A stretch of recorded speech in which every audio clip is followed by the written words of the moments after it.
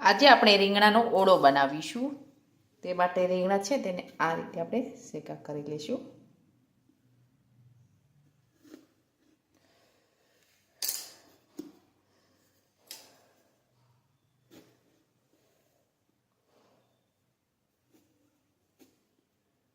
હવે આપણે શેકી લઈશું. હવે આપણે આ રીતે ગેસ ઉપર શેકી લઈશું રીંગણાને.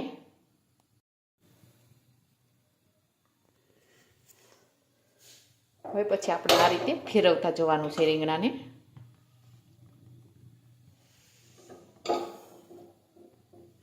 હવે આપણે આ રીતે શેકી લઈશું રીંગણાને.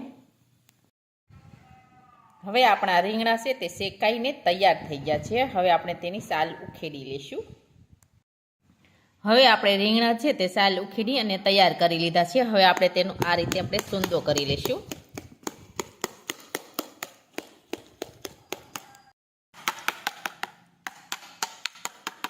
હવે આપણો સૂંદો છે તે એકદમ સરસ તૈયાર થઈ ગયો છે. હવે આપણે ઓળો વઘારવા માટે કાંદા, ટમેટા, મરચાં અને ધાણા ચારેય સમારી લઈશું આપણે.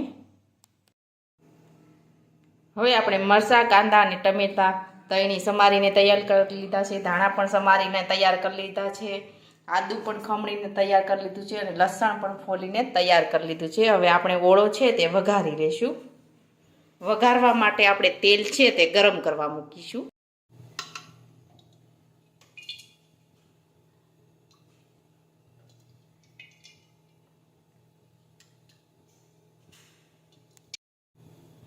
હવે આપણે તેલ છે તે ગરમ થવા દઈશું.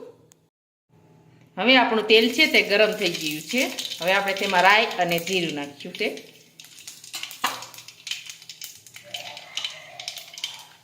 ખાંડેલું લસણ નાખીશું.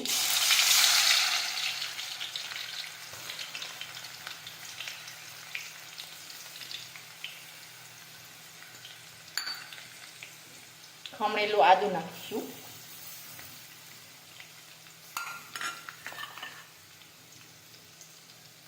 હવે આપણે સમારેલા મરચાં નાખીશું. સમારેલા કાંદા નાખીશું.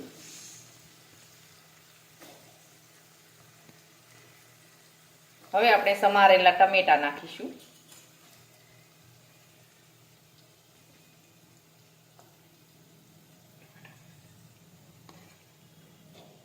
ટમેટા નાખીશું.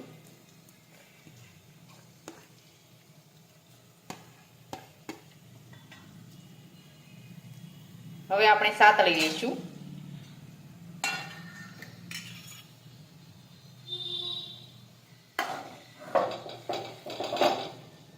હવે આપણે સડવા દઈશું. આ રીતે આપણે સાતળતા જશું. હવે આપણે સડવા દઈશું. હવે આપણે મીઠું નાખીશું.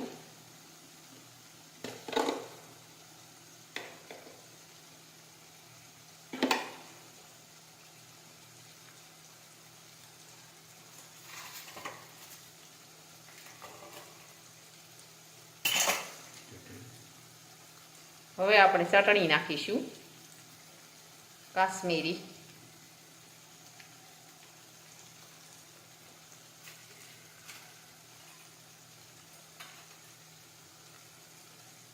હવે આપણે હળદર નાખીશું.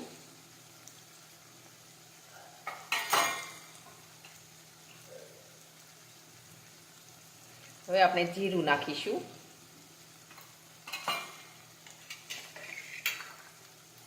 હવે આપણે સાતળી લઈશું. હવે આપણે ખાંડ નાખીશું.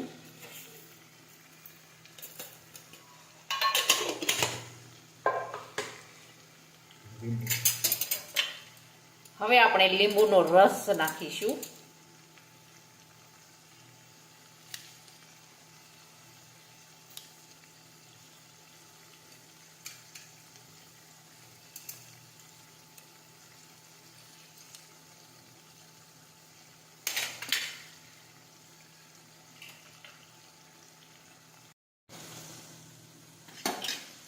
હવે આપણે ઓળાનો સૂંદો નાખીશું.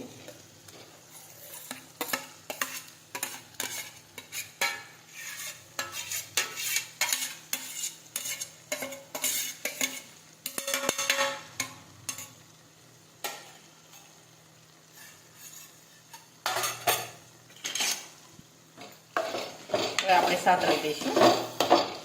આ રીતે આપણે ફેરવતા જવાનું છે. હવે આપણે ધાણા નાખી દઈશું. હવે આપણે ગેસ છે તે બંધ કરી દઈશું. હવે આપણો ઓળો છે તે એકદમ સરસ બનીને તૈયાર થઈ ગયો છે.